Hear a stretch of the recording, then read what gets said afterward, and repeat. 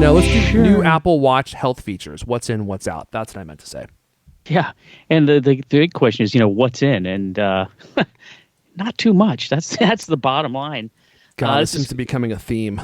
Yeah, I know. This is a latest Bloomberg report. Gurman wrote a big story, citing anonymous sources, and he says likely to add body temperature readings and other new health features to Apple Watch and the Health app in 2022. But it looks like blood pressure and blood glucose monitoring will have to wait. Of course, no surprise there. The big like new sensor that you just can't wait to get.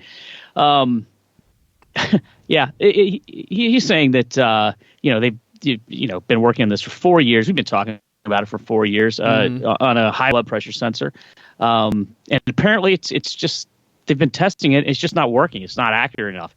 And this is even they're not even talking about giving you your actual systolic and diastolic readings like you get when you put on a cuff or go to the doctor. And they're talking about just basically alerting you if you have high blood pressure. And they're saying it's not even accurate enough to do this. Give you that sort of non-medical kind of guidance, which is what the watch is sort of all about, right? Right. Yep. And which would be fine if it just said, hey, you appear to have high blood pressure. You might want to go to a doctor and get this checked out, or go use your own at-home blood pressure cuff. Mm-hmm. So let's see. That wouldn't be too bad, would it? I mean, that's not a bad feature. Oh no, it'd be a great feature if it was accurate. But that's the problem. That's all they're trying to do, and that is a key feature, so, right? It has to actually be accurate. Yeah, problematic. Yeah. They're still working on blood glucose. That's even farther off. They're saying blood pressures at 2024 at the earliest, maybe even later. Mm-hmm. Blood glucose, which I think is even bigger game changer, even further off. Oh, absolutely, absolutely. So let's see. You want me to talk about the stuff in the OS too? Watch OS 9? Yeah, you might as well. It's all kind of lumped together, right? Yep. So they're going to upgrade the low power mode. Oh, yeah. Wow. Hold on, now instead of just switching over to, here's what time it is, you're in low power mode, it's going to, do some other things. Not exactly clear what, but a couple of other things that might be handy, I suppose, in low power mode. Also supposedly going to add new workout types, which is always good. Track additional workout metrics, expand on sleep tracking functionality, adding new women's health features, which are based on that, at least some of them based on that temperature reading. That's actually what I read about that, was that's supposedly not even going to tell you exactly what your temperature is. It's going to just be like, oh, you appear to have a high temperature, or whatever to do with women's health. It didn't say exactly what that is, but and supposedly going to give you more details about atrial fibrillation, which I suppose that's good too. But I mean, new watch faces, refresh the old existing watch faces to make them more compatible with the larger screens of the newer models. Yeah, but so. In the end, I'm reading this. I'm going, well, am I going to get a new Apple Watch this year? Am I just going to stick with the same old one? Because it just sounds like next to nothing that's actually that important. I'm just going to say it, Lewis. I think it needs to be said. Goldarn snooze fest. Goldarn snooze fest happening over here. It's like nothing in here is going to be that exciting. Or what if it's got the same chip as last year again? Which is the same chip as the actually that's the play right there, right? And that's what they did with the Apple Watch, is they make one little tweak and then they justify that enough to change the name of the chip that's going into the watch and call it the newer chip, when in fact it's literally just the same architecture with a new name. That might be what they do with the MacBook. That literally might be what they do with the MacBook Air and even the iPhone. Like they'll come up with some new naming convention and they'll improve the chip in some small way, but it will essentially be like the A15 in the new iPhone, but they'll call it like the A16R or something, that differentiates it from the chip that's going to go into like the Pro model of the iPhone. I bet you that's what they do.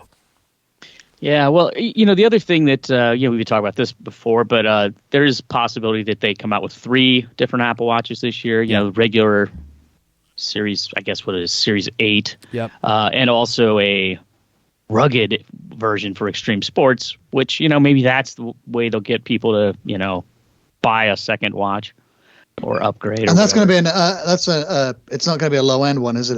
That's going to be a high end premium case. I mean, shoot, I'd be pretty interested in that. Rugged. Yeah. I mean, and like you were talking about it being having a, better battery life. I mean, that could be a thing that would actually make even non-extreme athletes want to buy one, right? And if it looks, I don't know, less Apple Watchy, I don't know. I mean, Apple Watch is great. Don't get me wrong, I love it, but it doesn't exactly look like a high-end watch, right? Yeah, like those big beefy kind of extreme. Who makes? I don't even know who makes all like those the things. Garmin watches and and Garmin, the Casio, Fenix. Yeah, there's a whole bunch of them. So I'm not the only one that's upset about this Apple Watch stuff. This is from Gurman's story. It says, while Apple is making headway with several health features, some employees haven't been satisfied with the company's progress. They argue that enhancements are taking too long and that the company isn't making big enough bets in the area. Yeah. It's like what they're doing with the Apple TV. I would say that the Apple Watch seems to be the other product that's kind of languishing. They're just not really doing very much with it. And every year you're expecting more, but then you don't really get very much more than you already had. So it's hard to justify replacing the watch more than every 2 or 3 years. Yeah. We'll see. All right. I hope that, it seems like year after year, the Apple Watch has kind of been less leaky. Like there's been less information about it, and the information we've had has been more wrong. Like last year with the whole big redesign that didn't happen. So who knows? I mean, it may be that all this is wrong. It may be that they do something wonderful this year. I don't know. I hope so. That was one of the biggest Apple. upsets since we've been doing this show. That was one of the biggest upsets in CultCast history, Apple history, at least as far as I've seen.